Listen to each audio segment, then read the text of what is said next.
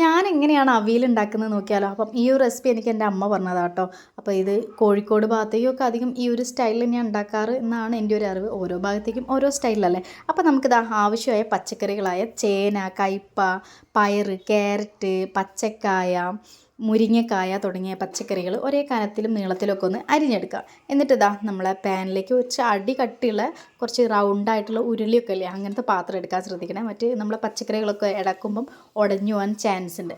എന്നിട്ട് നമുക്ക് ആവശ്യമായ ഒരു 2.5 ഗ്ലാസ് വെള്ളം ഞാൻ ആഡ് ചെയ്ത് കൊടുത്തു. അപ്പോൾ നിങ്ങൾ പച്ചക്കറി വേവാൻ ആവശ്യമായ കുറച്ച് വെള്ളം ഒഴിച്ചു കൊടുക്കുക. വെള്ളം അധികമായി പോകരുത്. അപ്പോൾ നമ്മളെ ചേനയ്ക്ക് അത്യാവശ്യം വേവുണ്ട്, അത് ശ്രദ്ധിച്ചിട്ട് ഒഴിച്ചു കൊടുക്കുക കേട്ടോ.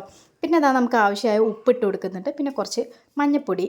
എന്നിട്ട് ഒന്ന് അടച്ച് വെച്ചിട്ട് വേവിക്കുക. അങ്ങനെ അത് വേവാൻ വെക്കുന്ന ആ ഒരു ടൈമിൽ നമ്മൾ അതിലേക്കുള്ള അരപ്പ്, തേങ്ങേൻ്റെ അരപ്പ് റെഡിയാക്കുക കേട്ടോ. അപ്പോൾ ഞാൻ ഏകദേശം ഒരു മുറിയും പിന്നെ ഒരു അരമുറിയും തേങ്ങയാണ് എടുത്തത്. അതിലേക്ക് ഒരു പിടി കറിവേപ്പില എത്ര എടുത്താലും നല്ല ടേസ്റ്റാണ് കേട്ടോ. പിന്നെ ആവശ്യത്തിനുള്ള എരിവിനുള്ള പച്ചമുളക്. അപ്പോൾ 2 പച്ചമുളക് ഞാൻ എടുത്തത്. അപ്പോൾ അത്യാവശ്യം എരിവുള്ള പച്ചമുളകായിരുന്നു. അപ്പോൾ നിങ്ങൾ എരിവ് നോക്കിയിട്ട് പച്ചമുളക് ഇട്ട് കേട്ടോ. പിന്നെ പേരിന് ഒരു കഷ്ണം ചെറിയൊരു ഇഞ്ചി, പിന്നെ കുറച്ച് ചെറിയ ജീരകം, പിന്നെ ആവശ്യത്തിനുള്ള മഞ്ഞൾപ്പൊടി. പിന്നെ നമ്മളിത് വെള്ളത്തിലല്ല കേട്ടോ അരച്ചെടുക്കുന്നത്. അരയ്ക്കേണ്ട, ഒന്ന് ഒതുക്കിയെടുത്താൽ മതി. നമ്മൾ തൈര് ചേർത്തിട്ടാണ് കേട്ടോ, നല്ല പുളിയില്ലാത്ത തൈര് ചേർത്തിട്ടാണ് ഒന്ന് ഒതുക്കിയെടുക്കുന്നത്.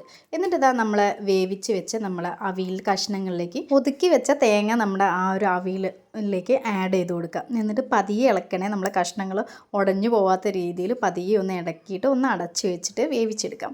എന്നിട്ട് കുറച്ച് കറിവേപ്പിലയും കുറച്ച് നമ്മുടെ പച്ച വെളിച്ചെണ്ണയൊക്കെ ഒഴിക്കുമ്പോൾ നല്ലൊരു സ്മെല്ല് വരും കേട്ടോ. നല്ല അടിപൊളി സ്മെല്ലാണ്, നമുക്ക് ഇങ്ങനെ കഴിക്കാൻ തോന്നും. എന്നിട്ട് ഒന്നുകൂടി ഒന്ന് അടച്ച് വെച്ചെടുത്താൽ നമ്മൾ അവിയൽ ഇവിടെ റെഡി ആയിട്ടുണ്ട്.